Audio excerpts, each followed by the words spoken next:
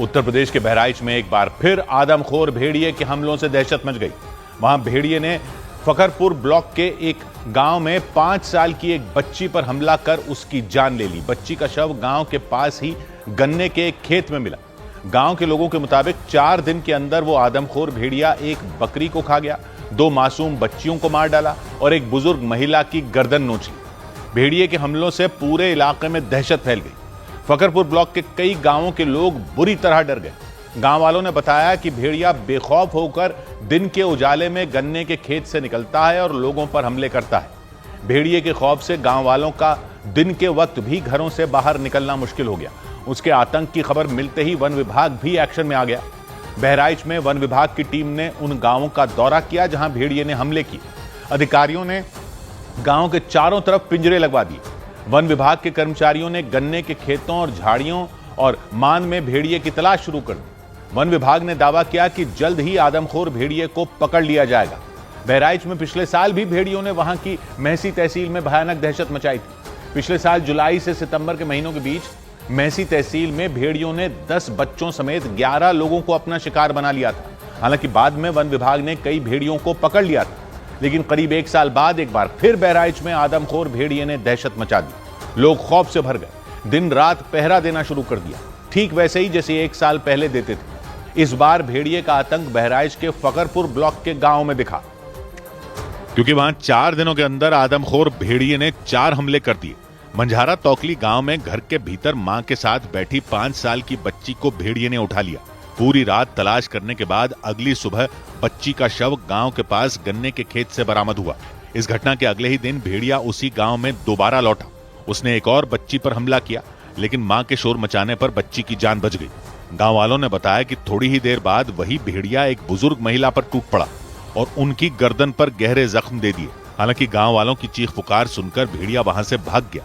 घायल महिला को सरकारी अस्पताल में भर्ती कराया गया। गाय को चारा खिला रही थी, अचानक पीछे से आदमखोर भेड़िए ने हमला कर दिया इन लोगों पर। इन हमलों के बाद भेड़िए ने एक बकरी को अपना शिकार बनाया। भेड़िया है, बकरी पकड़ी से देखा है किसी ने? सब लोगों ने देखा है। इससे पहले आदमखोर भेड़िए ने भौरी गांव के बोहरवा इलाके में 3 महीने की एक बच्ची को उठा लिया था। काफी तलाश के बाद मासूम का कटा हुआ सिर गांव के बाहर मिला था। वन विभाग की टीम गांव में पहुंची और भेड़िए की तलाश शुरू कर दी। पिंजरे भी मंगवा लिए गए, लेकिन भेड़िए की दहशत से गांव के लोग बुरी तरह डरे हुए नजर आए। उधर बिहार के सहरसा में कम वेतन मिलने से नाराज सफाई कर्मियों ने ग्रामीण विकास मंत्री को घेर लिया। ग्रामीण विकास मंत्री श्रवण कुमार एनडीए के एक कार्यक्रम में शामिल होने पहुंचे थे। इस दौरान कई सफाई कर्मी वहां इकट्ठा हो गए और श्रवण कुमार का विरोध करने लग गए। उन्होंने बताया कि उन्हें सिर्फ 3000 रुपए वेतन मिलता है, जो उनके काम के हिसाब से बहुत कम है। इसके अलावा उन्हें कोई सुविधा भी नहीं मिलती। सफाई कर्मियों ने अपनी तनख्वाह बढ़ाए जाने के साथ साथ प्रमोशन की भी मांग की। इन्हीं मांगों पर अड़े सफाई कर्मियों ने श्रवण कुमार को घेर लिया। इसके बाद श्रवण कुमार पैदल ही वहां से निकलने लग गए, लेकिन सफाई कर्मी उनके पीछे पीछे चल पड़े। इसके बाद जब श्रवण कुमार अपनी गाड़ी में बैठकर वहां से जाने लगे तो कुछ सफाई कर्मी उनकी गाड़ी के आगे लेट गए। इसके बाद वहां हंगामा खड़ा हो गया। हालांकि वहां मौजूद सुरक्षा कर्मियों ने उन्हें हटा दिया। फिर ग्रामीण विकास मंत्री वहां से निकल गए, लेकिन इससे पहले वहां जमकर बवाल हुआ। गुस्साए सफाई कर्मी ग्रामीण विकास मंत्री की गाड़ी के चारों तरफ फैल गए। उन्होंने उस गाड़ी को आगे बढ़ने से रोक दिया।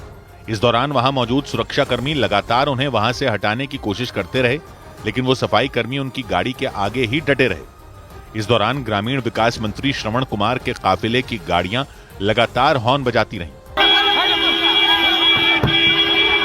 उनमें एक सफाई कर्मी तो उनकी गाड़ी के आगे लेट गया।